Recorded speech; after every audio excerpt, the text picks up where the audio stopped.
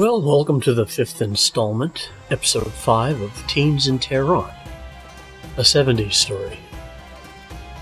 Today's video is going to be about basically the trip. This is the story I wanted to tell last time, was the trip from Merhabad Airport to the hotel. And then I might go into some of the life at the hotel during the summer, prior to starting school in September at the Tehran American School, high school campus, junior high and high school campus at the time. I was entering, I believe it was 8th grade when I first got there. I was 13. I turned 14 during that. I'm not even sure. 1971, that made me 13. Okay, so, yep. Well, anyway, thank you for watching.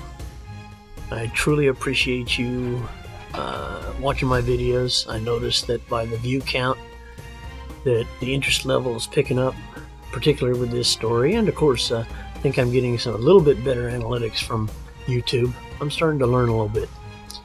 So anyhow,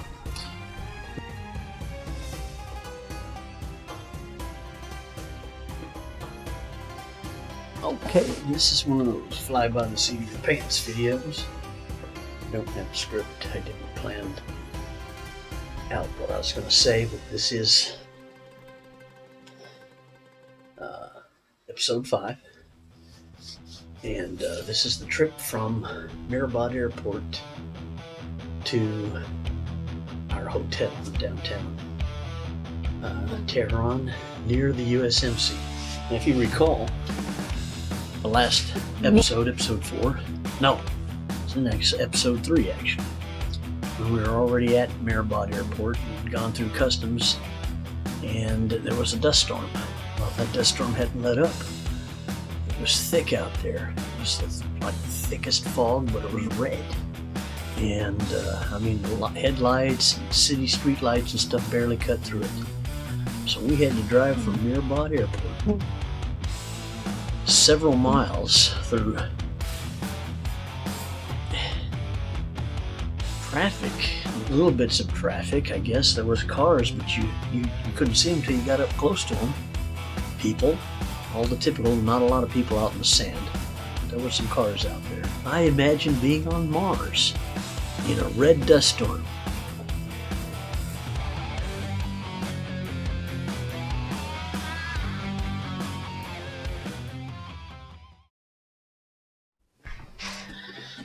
The drive from Merhabad International Airport may as well have been on the Mars.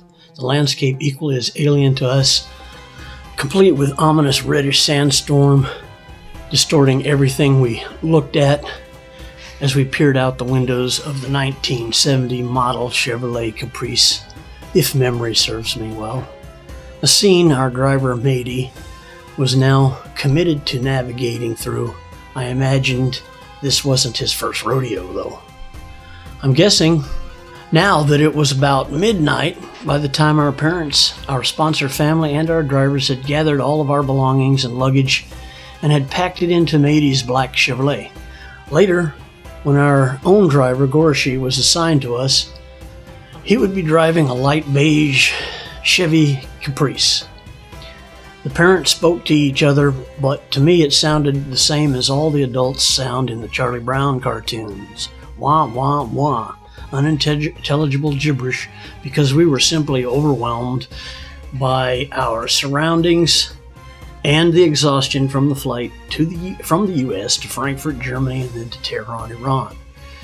As we proceeded through the dense sand and dust, I saw the headlights of other cars, but those and the street lights were faint and glowed eerily of reds, browns, oranges, and yellows, as if struggling to penetrate the thick cloud that engulfed us and everything around us. There were also a few shadowy figures on the sidewalks as we passed, but still beyond mysterious, as there was no real way to clearly make out the exact shapes of the few locals still outside. I imagine they too were trying to get out of the sand and dust saturated sky. The only thing I could think of at the time to describe it was sand fog. Red-brown sand fog. So many imaginary visions my mind was producing. Were there men out there on horseback and on camels wielding large, shiny, curved swords, scimitars? This to me was right out of the pages of Lawrence of Arabia. Our car finally came to a stop in front of a downtown hotel not far from the U.S. Embassy, where many military and their families and other diplomats stayed upon arrival in the country.